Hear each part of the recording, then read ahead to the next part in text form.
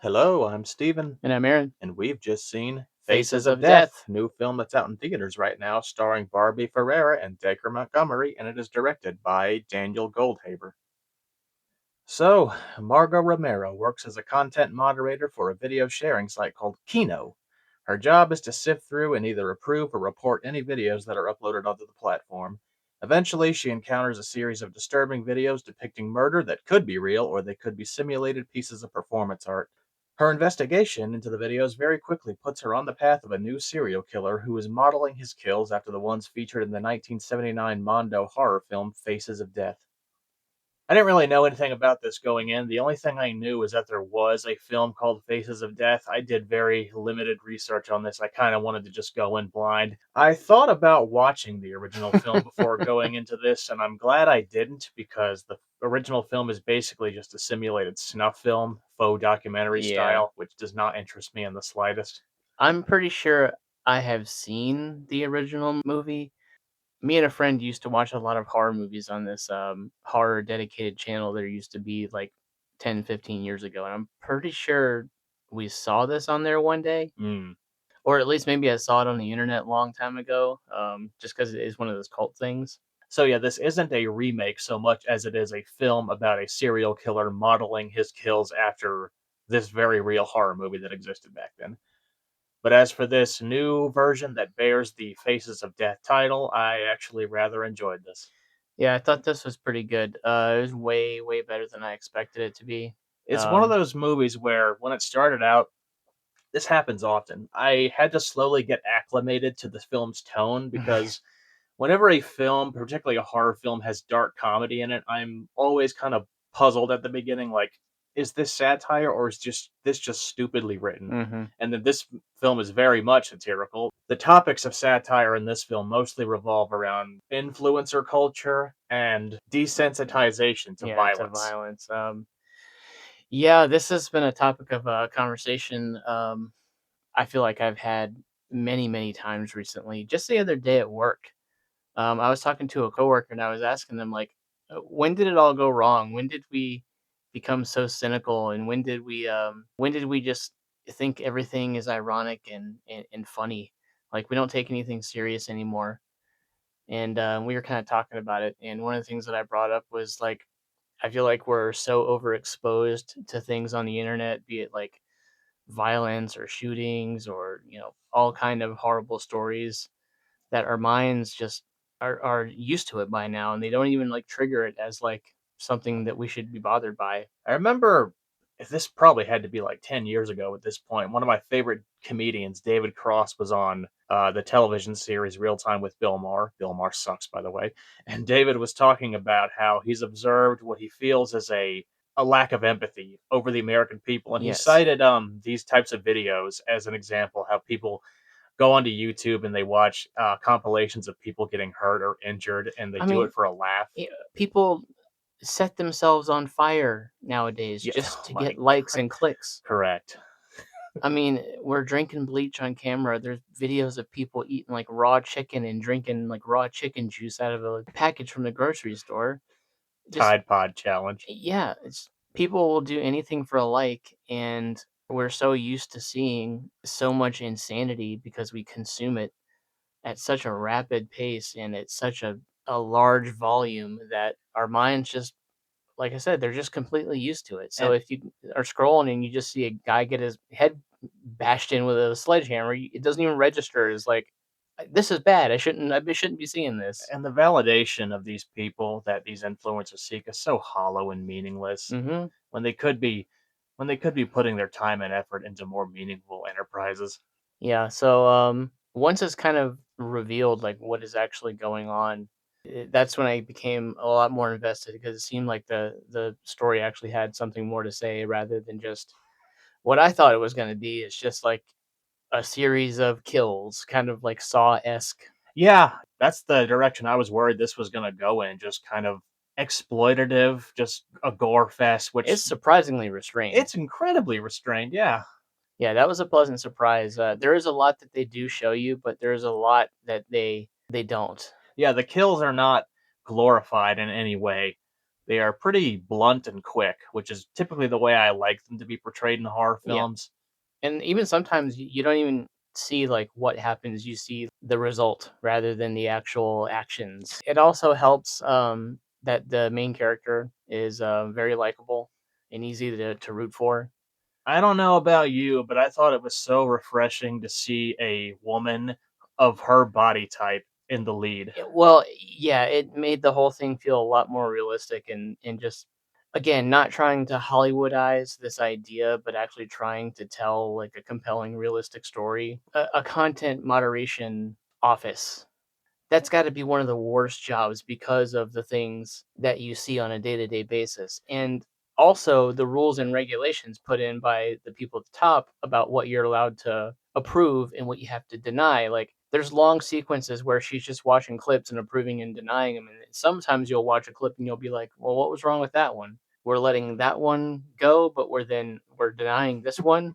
It's like, and a lot of times it's the extreme violence that gets through, and then other stuff is we have to deny that because of X, Y, and Z. It doesn't make any sense. Well, the extreme violence will get the clicks, and Yeah, you can bullshit your way into saying, "Oh, it's performance art. yeah, It's simulated." yeah. It's garbage. That's exactly what it is. It's a bunch of people collecting their checks, and they know exactly what's going to get the clicks and the likes. So it doesn't matter if it's inappropriate or if it's bad for society. Let it go. Real quick, what I was saying earlier about the main character, who's played by Barbie Ferreira, who I guess is best known for that show Euphoria. Yes, she's a woman who's got some. She's heavy set, and I could not think of even one horror movie that I've ever seen in my Oh entire life no, that featured a woman with some no. extra pounds on her. So that was so refreshing. And again, it made the peril feel more legitimate because it felt like you were watching normal, actual people. hmm The only people who look like models in this are naturally the influencers Yeah, who just have to rely on their looks to get likes. And there's a funny sequence where there's these two models doing one of their stupid influencer dances, and yeah, then some guy comes in and photobombs them basically, and they're like, "Ah, don't these people have anything better to do than bother people when they're trying to work?" yeah. And when they're trying to work, you don't understand the meaning of the word.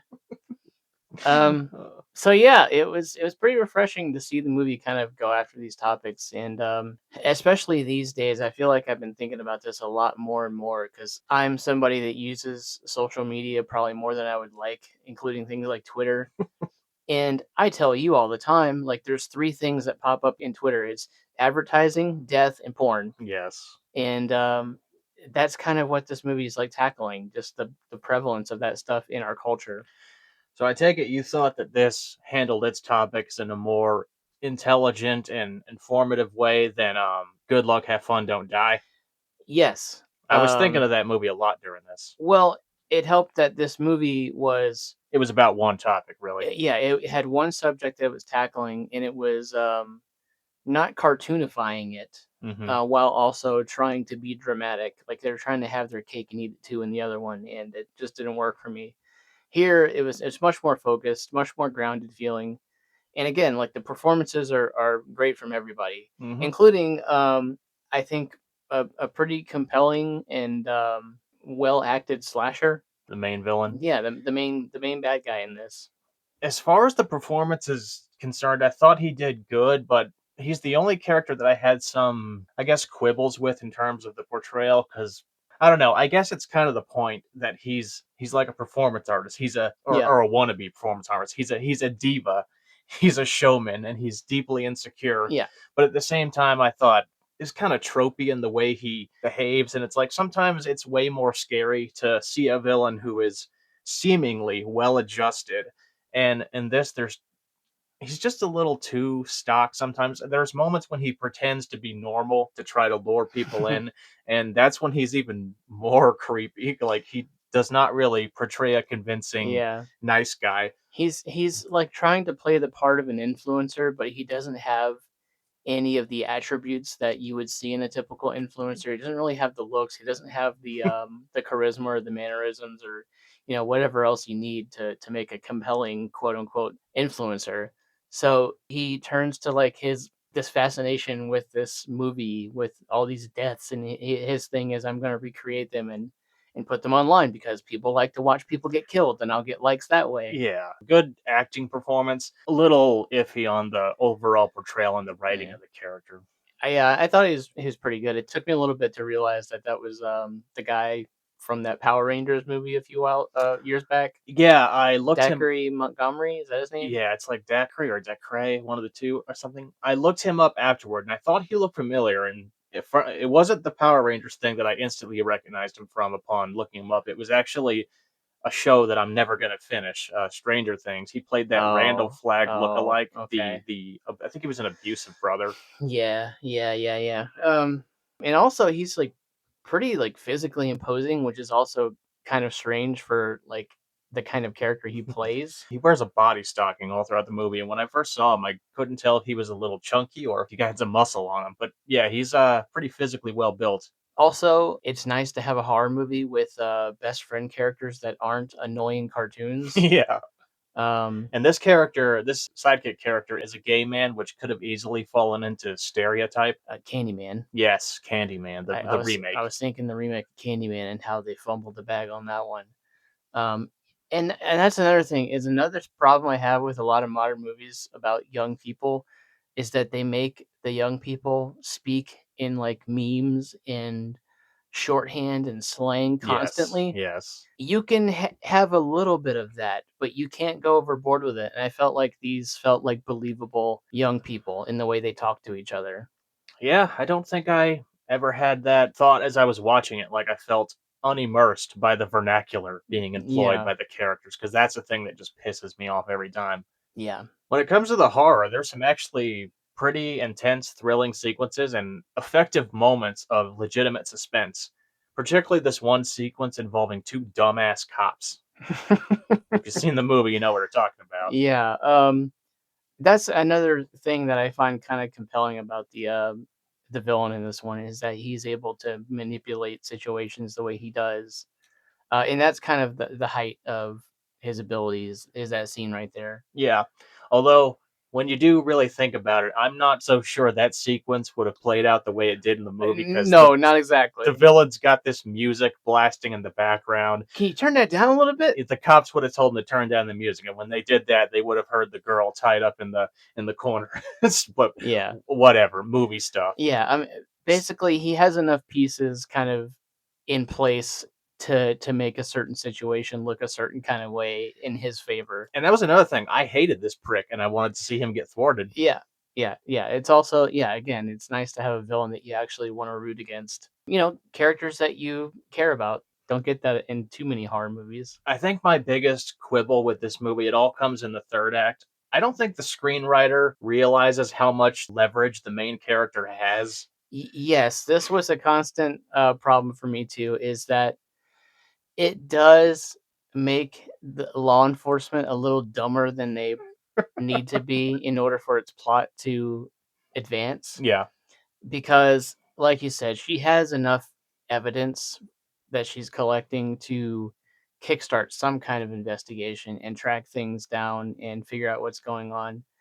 Speaking of which, probably my favorite sequence in the movie is it involves the villain using his tech abilities. Mm.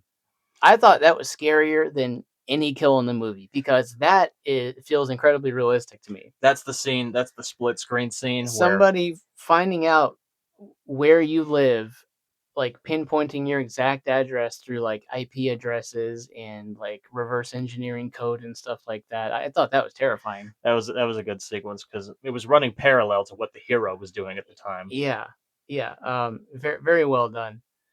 But yeah, back to kind of like some of my problems. Yeah, it does make certain characters and certain government entities dumber than they need to be. And even the hero, she plays things pretty smart for the most part, but then there comes a moment where she makes a really boneheaded decision, and it just felt like the screenwriter not knowing what to do in that moment, so they had to shoehorn in the hero doing something stupid just to build tension. Yeah, you're gonna get that a little bit here and there. It seems like most horror movies struggle with their third act. Yeah, I thought it was a little better handled here than in some other things that I've seen, but yeah, yeah, there's some stumbles here and there. But overall, a very satisfying movie. I enjoyed it immensely. I'd see it again. Yeah, I was curious about it just based on the trailer we saw and knowing about the original Faces of Death. So having the expectation that this was just going to be kind of like 90 minutes of people getting killed in gruesome ways, I was so happy to see them totally subvert that expectation and actually try to do something interesting. So, what is your final number rating on a scale of 1 to 10? Like a solid 8. Um, like I said, there's some problems with the writing and what they do with the characters and the dumbing down of certain things to allow certain things to happen. But this is way, way, way better than I expected. So yeah, solid 8. Yeah, I'll also give this an 8. I was leaning towards a 7 initially because I felt there was a few missteps in the writing towards the end of the movie, particularly in the third act. But when I think back on it, I just feel like the whole of it was thoroughly engrossing, better than I expected it to be. Movie just kind of came out of nowhere too. This just suddenly Just fell on the popped up. radar. I mean, we'd never even heard of its existence until like 2 weeks before we watched it when we Mm, first saw the trailer, and it was like, oh, this is a thing. And then suddenly it was out. So yeah, yeah, good movie. 8 out of 10. So that's Faces of Death. Definitely see it.